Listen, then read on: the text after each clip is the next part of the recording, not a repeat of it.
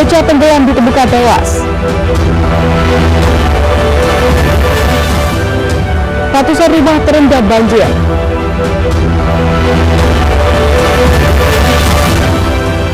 Kecanduan narkoba, motor nenek disikat.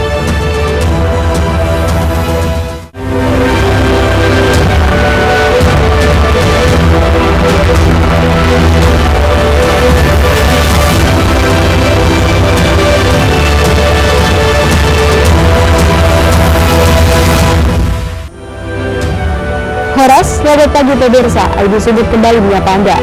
Selain 3 informasi utama tadi, kami hadirkan beragam informasi dari wilayah Sumatera Utara selama 30 menit. Saya Sima Kaur, inilah informasi pertama.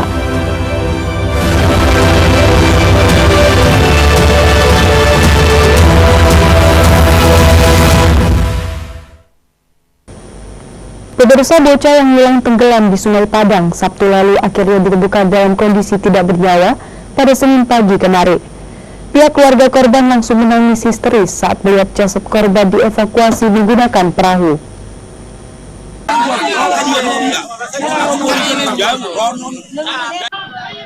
Inilah tangisan keluarga korban usai jasadnya ditemukan. Orang tua hingga kerabat menjadi histeris melihat korban sudah diletakkan di atas perahu. Korban Julia Antonius Haryanja 8 tahun, putra kedua dari pasangan Saur Palasroha Haryanja dan Ernita Borlumban Raja, warga Dusun Barisan Panjang, Desa Glamse Serimba, Kecamatan Bandar Kalipa, Serdang Bedagai, ditemukan Senin pagi di Dusun Padang dalam kondisi terapung dan tak bernyawa.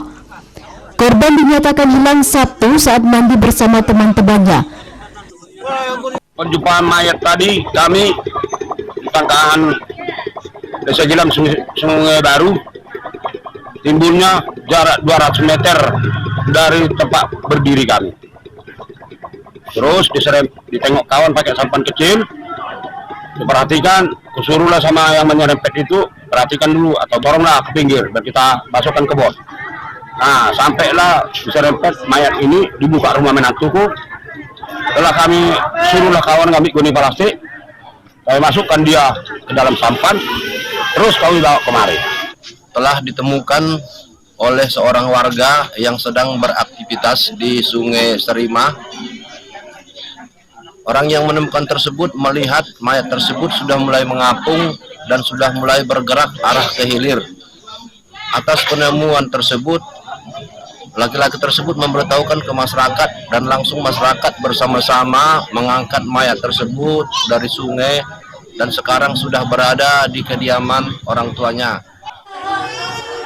Kasus tenggelamnya bocah di Sungai Padang Bandar Kalipa Serdang Bedagai sudah ditangani pihak Polsek Bandar Kalipa. Petugas berharap agar orang tua selalu mengawasi anaknya. Pasalnya dalam tahun ini sudah ada 4 kasus anak tenggelam di Sungai Padang Bandar Kalipa. Dari Kota Tebing Tinggi, Abdul Hasan Hasibuan, iNews melaporkan.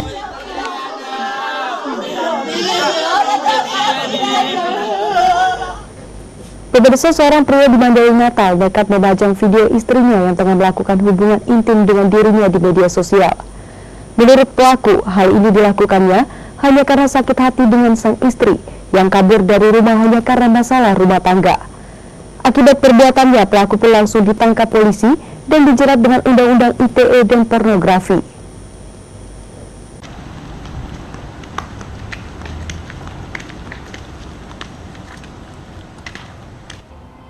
LH 25 tahun diamankan Satreskrim Polres Mandailing Natal usai ketahuan menyebarkan video adegan berhubungan intim dengan istri sendiri di media sosial. Tidak hanya satu video yang disebar terduga pelaku di media sosial, melainkan ada 4 video adegan ranjang bersama istrinya yang disebar terduga pelaku. Terduga pelaku mengaku aksi tersebut ia lakukan lantaran sakit hati ditinggal istri yang kabur dari rumah usai keduanya terlibat cekcok masalah rumah tangga. Awalnya terduga pelaku berniat mengajak istrinya untuk baikan, namun sang istri menolak dan mendapat perlawanan dari pihak keluarga istrinya. Upaya baik-baik tak berhasil, terduga pelaku lantas menebar ancaman akan menyebarkan video bercinta keduanya jika sang istri tak pulang ke rumah. Ancaman juga tak mempan membuat terduga pelaku kalap dan akhirnya ancaman tersebut ia laksanakan dengan menyebar video adegan berhubungan intim keduanya di media sosial. Mendapat laporan dari warga dan keluarga istrinya, polisi bersama warga akhirnya berhasil mengamankan terduga pelaku di Kabupaten Padang Lawas Utara. Ya, kita sudah mengamankan tersangka Lahmudin Haraha yang dalam hal ini kita duga melakukan tindak pidana membuat video porno kemudian menyebarkan. Ya.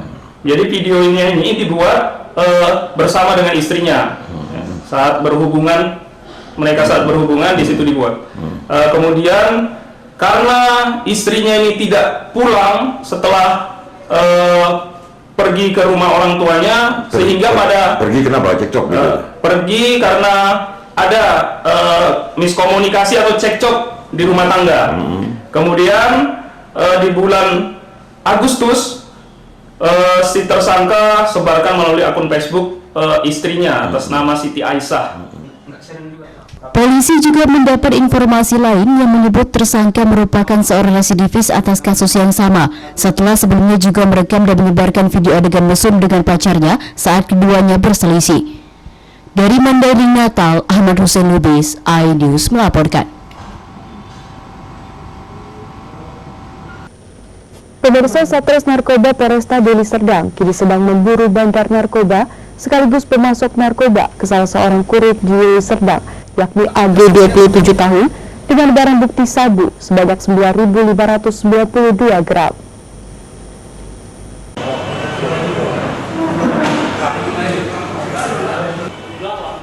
Kasat Narkoba Polresta Deli Serdang, Kompol Zulkarnain mengatakan, setelah melakukan penyelidikan dan interogasi terhadap tersangka yang sebelumnya telah diamankan, pihaknya telah mengantongi identitas bandar narkoba pemasok sabu ke salah seorang kurir seberat 9,592 gram.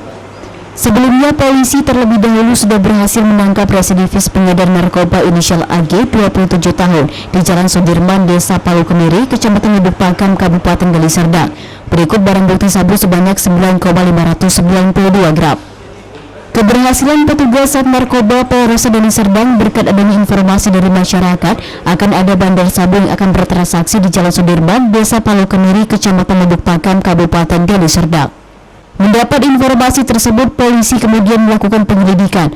Tepat pukul 16.30, polisi melihat beruang yang belakangan diketahui berinisial AG, warga Jalan Kirap Remaja Nasional, Desa Bakaran Batu, Kecamatan Lubuk Pakam, mengendarai sepeda motor sambil membawa tas ransel. Saat diinterogasi, AG mengaku baru mendapatkan barang haram tersebut dari orang suruhannya berinisial Aburon. Usai melakukan penangkapan, polisi juga menggeledah rumah AG di Desa Bakaran Batu, Kecamatan Lubuk Pakam, Deli Serdang. Saat penggeledahan, petugas menemukan satu unit timbangan digital diduga untuk menimbang sabu. Jadi setelah kita lakukan penangkapan terhadap tersangka ini, kita sudah mendapatkan nama. Namun ini masih kita dalami, tentunya akan kita lakukan pengembangan sampai ke atasnya, dari mana asal barangnya, kemudian akan disampaikan atau diberikan kepada siapa. Jadi terus kami dalami. Pelaku kan dikenakan pasal berapa dan ancaman hukumannya berapa? Pasal yang kita kenakan itu pasal 114 ayat 2 dan 112 ayat 2. Hukumannya itu minimal 6 tahun penjara dan maksimal 20 tahun penjara atau hukuman seumur hidup atau hukuman mati. Si pelaku ini sudah berapa kali menjalankannya dan berapa upahnya? Pelaku ini sudah setelah kita lakukan pendalaman, dia memang sudah 2 kali melakukan sebagai kurir, ya, dengan upah yang pertama itu 70 juta 1 kali pengantaran. Atas perbuatannya, AG ditahan di Mapolresta Deli Serdang untuk proses hukum lebih lanjut dan dijerat dengan pasal 114 ayat 2, subsidiar pasal 112 ayat 2 Undang-Undang Republik Indonesia Nomor 35 Tahun 2009 tentang narkotika, hukuman maksimal pidana mati. Dari Deli Serdang, Amiruddin, iNews melaporkan. Pemirsa, Puan Mama Demo Poldasu, tetaplah bersama kami.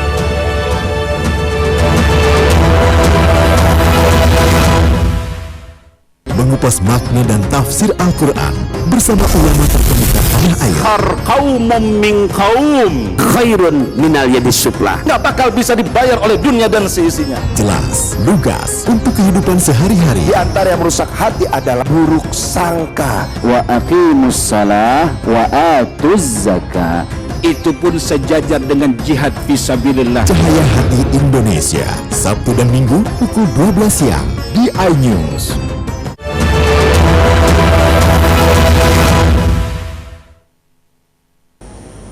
Terima kasih Anda masih bersama kami di iNews Sumut Inspiring and Informative. Pemirsa, ratusan rumah warga yang berada di komplek perumahan Yuki, Kecamatan Hamparan Perak, Kabupaten Deli Serdang, Sumatera Utara, sejak 2 hari terakhir terendam banjir. Banjir dipicu tingginya curah hujan yang turun, serta adanya pendangkalan Sungai Siawak, Deli Serdang.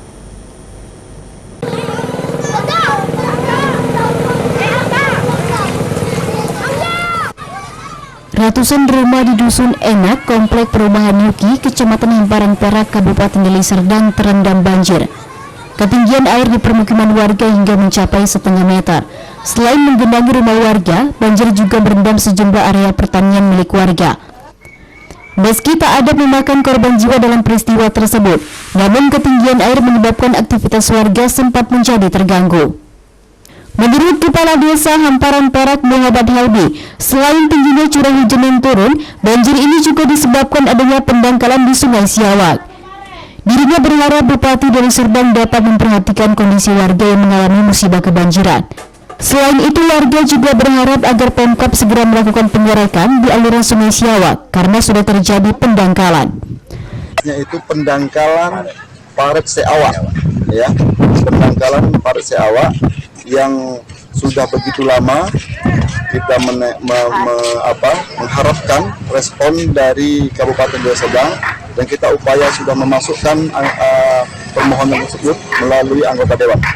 Jadi harapan Bapak kepada Pemkab Deli Serdang sendiri, Pak? Harapan saya kepada Pemkab Kabupaten Deli Serdang, harap tolong tindak lanjuti yang sebenar-benarnya.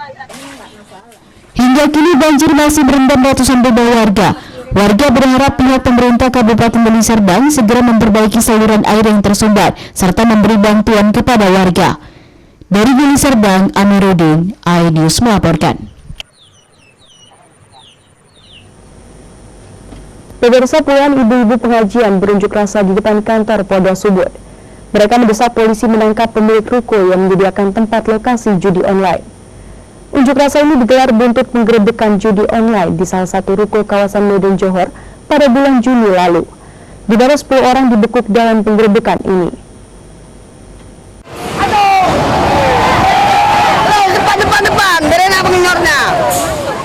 Puluhan mama pengajian bersama warga yang tergabung dalam Koalisi Perjuangan Rakyat Sumatera Utara Selasa pagi kemarin berunjuk rasa di depan kantor Mapolda Sumut. Dengan membawa spanduk dan poster, mereka mendesak Kapolda Sumut agar menangkap pemegang saham judi online sekaligus pemilik ruko berkedok plang PT Total Bangun Minyak Sawit di kawasan Medan Johor.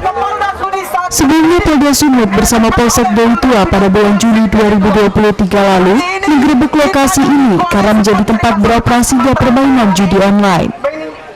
Puluhan mama ini mempertanyakan mengapa sampai saat ini ASG selaku warga pemilik ruko yang menyediakan tempat beroperasinya permainan judi online ini tidak kunjung ditangkap. Sementara dalam penggerebekan yang dilakukan polisi, 10 pelaku yang terlibat dalam beroperasinya permainan judi online ini sudah ditangkap di lokasi. Puluhan mama pengajian bersama warga yang tergabung dalam Koalisi Perjuangan Rakyat Sumatera Utara ini juga mengaku sangat mendukung Kapolri dan Kapolda Sum dalam memberantas judi di Indonesia, khususnya di Sumatera Utara. Pertama adalah untuk mendukung Kapolri ataupun Kapolda Sumatera Utara menangkap oknum mafia judi online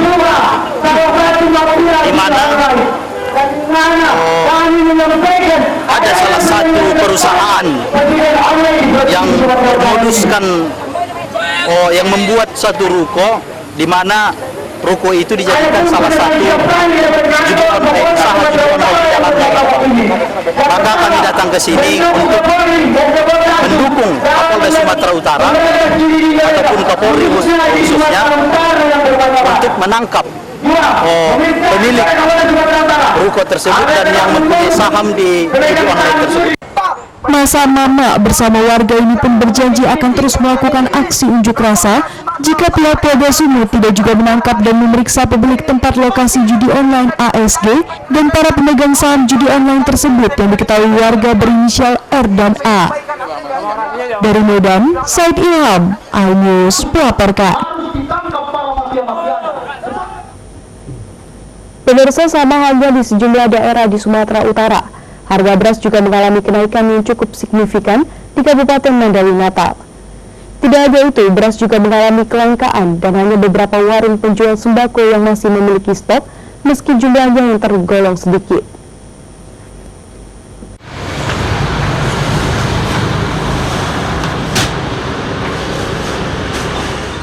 Kelangkaan beras di Mandailing Natal, Sumatera Utara kini semakin parah. Sulitnya mendapat pasokan membuat pedagang kini tak lagi memiliki stok beras, baik pedagang kecil maupun pedagang besar seperti grosir sembako. Salah satu grosir beras di Kota Pagabungan mengaku kalau saat ini ketersediaan stok beras di toko miliknya sudah semakin menipis. Beras jenis medium maupun premium hanya tersedia untuk penjualan 2 hari saja. Menurut Duhani, kelangkaan beras sudah terjadi sejak 2 bulan terakhir disebabkan gagal panen di sejumlah sentra penghasil beras. Akibat kelangkaan beras, harga beras juga melambung tinggi. Untuk jenis beras medium kini dijual Rp14.000 per kilogram atau naik Rp5.000 dari harga sebelumnya. Sementara beras kualitas premium kini menembus harga Rp16.000 hingga Rp17.000 per kilogram, naik Rp4.000 dari harga sebelumnya. Kita cari barangnya, payah, terus harganya terus naik. Biasanya ada uang kita, ada berasnya. Ini ada pun uangnya, ada berasnya. Itu carinya udah kemana aja gitu? Sampai ke Lampung, ke Palembang, sampai ke Kerawang udah sampai. Di sana pun mahal. Tapi tetap nggak ada loh. Ada barangnya di Kerawang ada, tapi mahal, nggak bisa kita bawa kemari. Terlalu mahal. Langkah seperti ini kenaikan berapa nih jadinya? Untuk jenis medium dan premium. Jenis medium kayak 64 dulu kita jual 285.000. Sekarang kita jual 400.000. Artinya naik berapa lah per kilo? Harganya? Dari 9.000 ke 14.000. Untuk medium? Iya. Untuk premium? Untuk premium yang kita jualnya dari dulu 12.000, sekarang 16.000. Artinya naik 4.000 ke 5.000 ya? Iya. Warga berharap pemerintah segera bertindak untuk menstabilkan harga beras karena tingginya harga beras membuat rakyat kecil semakin terjepit. Dari Kabupaten Mandailing Natal, Ahmad Hussein Lubis, iNews melaporkan. Pemirsa, tingginya harga beras dipicu banyaknya gagal panen yang dialami para petani gabah yang hampir merata di sejumlah sentra penghasil beras akibat kemarau panjang di Mandailing Natal. Hal ini membuat pasokan gabah nyaris kosong dan menjadikan sejumlah pemilik usaha penggilingan padi gulung tikar.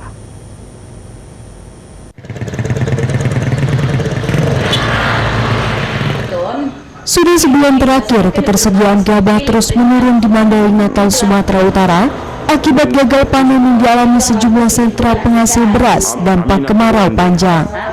Kondisi ini terlihat di sejumlah tempat usaha penggilingan padi atau gabah yang tutup karena tak tersedia gabah untuk digiling. Menurut pemilik usaha penggilingan padi atau gabah, Mas Nuari Lubis, sudah lebih 1 bulan gabah sulit untuk didapat.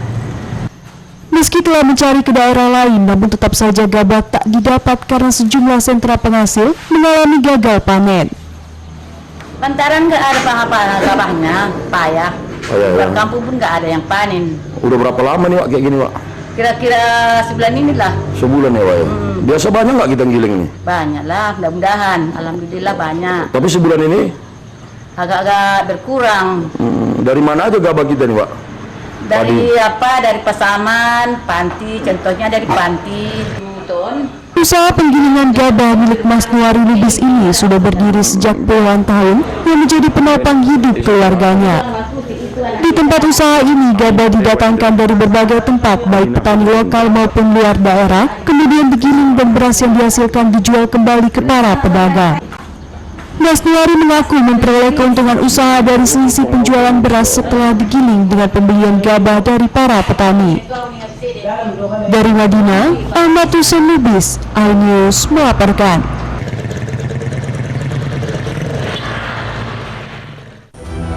Pemirsa, warga demo tolak keberadaan parkir liar.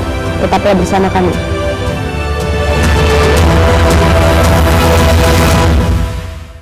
Selamat datang di iNews Today. Lengkapi pagi Anda dengan update informasi terkini. Apa penyebabnya? Apakah karena aspal? Ruas jalan ini ambles membentuk lubang. Boleh nggak sih dikasih senjata? Kira-kira boleh. Saya punya di bawah supervisor. Kita akan langsung bergabung bersama Gisela Nur Ahmad. Sejumlah bahan pokok mulai mengalami kenaikan. iNews Today setiap Senin sampai Jumat pukul 10 pagi di iNews.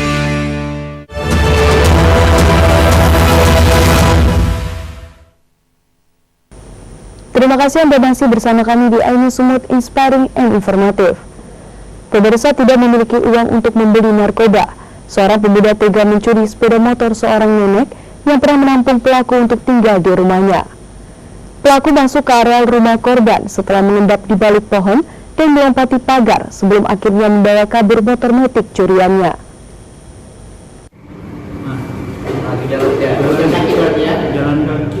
Inilah rekaman kamera pengawas atau CCTV yang memperlihatkan seorang pemuda menggunakan topi mengendap-endap dari balik pohon lalu melompat pagar memasuki areal rumah seorang nenek di Jalan Sendok, Kota Medan, Sumatera Utara. Setelah berhasil memasuki rumah korban, pelaku pun melancarkan aksinya dengan mencuri sepeda motor yang disimpan di dalam gudang. Pelaku tampak tidak sulit melakukan aksinya, pasalnya pelaku sendiri sudah mengenal seluk-beluk rumah. Karena pelaku sendiri pernah belakangan diketahui pelaku ternyata pernah menumpang di rumah nenek Cut selama 8 bulan dan kemudian diusir karena beberapa kali kepergok mencuri uang dan menggunakan narkoba. Nenek Cut menceritakan pelaku diduga masuk ke ruang tamu dan mengambil kunci motor karena sehari-hari motor Nenek Cut ini pelaku yang menggunakan. Tak butuh waktu lama, bak membawa motornya sendiri keluar. Pelaku yang menggunakan helm pun membuka pagar dan lalu kabur ke jalan Ayahanda. Itulah kereta hilang anak kos. Anak kos tadi malam saya buka gede, saya kan mau buka gede, habis sholat isya saya buka gede, datang anak kos, ditanyanya, Hondanya mana, nggak tahu. Rupanya ditanya sama anak saya nggak dipakainya, tanya sama anak angkat saya pun nggak dipakainya. Jadi berarti sudah hilang lah, kunci memang udah nggak ada lagi, udah hilang. Setelah ditengok CCTV, Bu? Itulah dia maksudnya, tapi kita kan nggak bisa ini, dia pakai helm tuh. Berapa orang, Bu? Satu ya, orang. tapi ada yang kawan anak saya tengok, dia diturunkan di situ sama Gojek. Korban berharap pelaku yang aksinya sudah viral di media sosial ini segera mengembalikan sepeda motor sang nenek. Dari Medan, Sumatera Utara, Ahmad Ridwan Nasution, iNews melaporkan. Gudang coklat ini ya? Di balik gudang coklat ini. Pemirsa, belasan orang pemuda dan mahasiswa Binjai yang tergabung dalam Forum Pemuda dan Mahasiswa Binjai Sumatera Utara atau FPMBSU Senin siang menggelar aksi demo di depan kantor Wali Kota Binjai. Aksi demo dilatar belakangi adanya parkir liar di lingkungan kantor catatan sipil Binjai.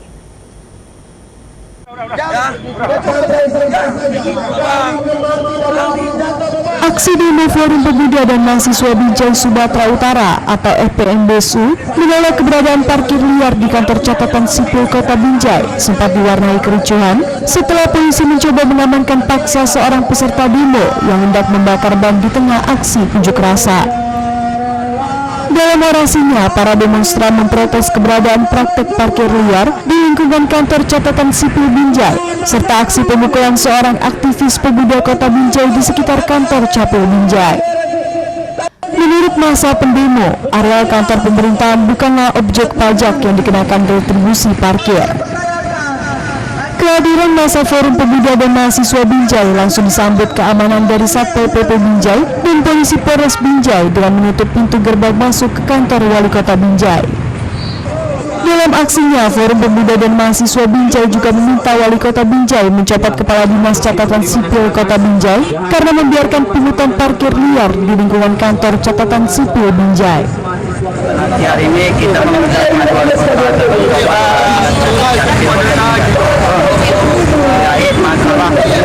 liaran kopi yang ada dalam Binjai.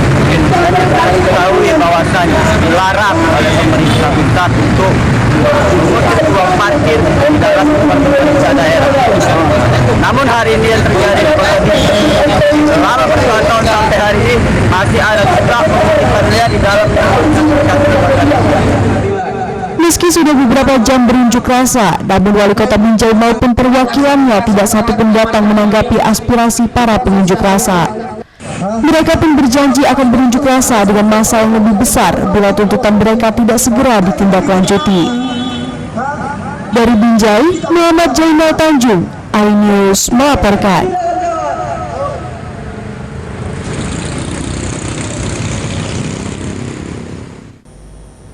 Pemirsa diduga terlibat dalam kasus penyalahgunaan dana COVID-19 sewaktu menjabat sebagai Bupati Samosir, mantan Bupati Samosir yang juga Ketua Dewan Perwakilan Daerah PDIP Sumut, Rapidin Simbolon, didemo ratusan kadernya di kantor PDIP Sumut Jalan Jamin Ginting, Medan.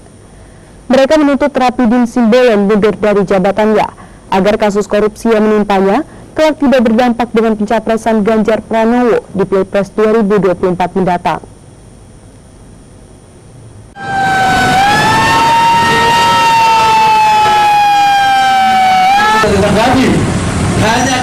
Dengan melakukan aksi long march dari kantor DPC PDIP Medan, ratusan kader Partai PDIP Sumut Selasa siang berunjuk rasa dengan mendatangi kantor DPD PDIP Sumut di Jalan Jamin Ginting, Medan.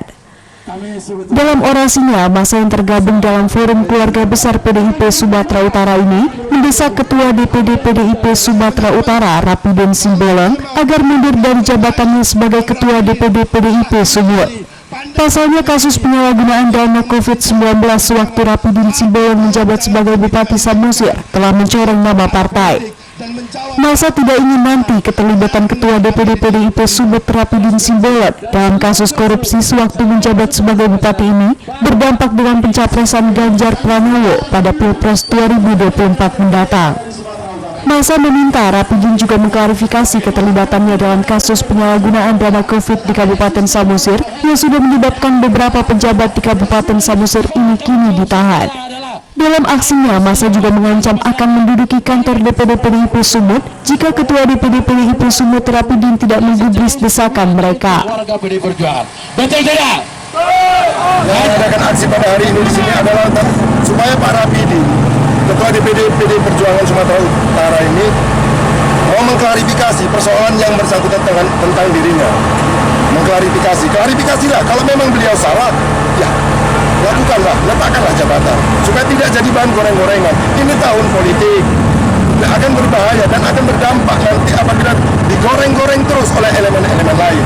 Maka kami minta kepada Pak Rapidin, ya klarifikasi persoalan ini. Adakan rapat kerja. Sampai dengan hari ini kami datang kemarin sampai detik ini juga belum ditampung aspirasi kami bahkan oleh pihak tingkat DPD. Meski berjam-jam berorasi, namun Ketua DPD PDIP Sumut tidak juga menebui ratusan kadernya yang berunjuk rasa. Sebelumnya Mahkamah Agung mengungkap bahwa Ketua DPD PDIP Sumut Rapidin Simbolon ikut menikmati dana COVID-19 di kasus korupsi yang menjerat Eksekda Samosir Jabiat Sagala. Dari Medan, Said Ilham, iNews melaporkan. Informasi tadi mengakhiri iNews Sumut hari ini. Saya Sima Kaur mengucapkan terima kasih atas kebersamaan Anda. Selamat beraktivitas dan sampai jumpa.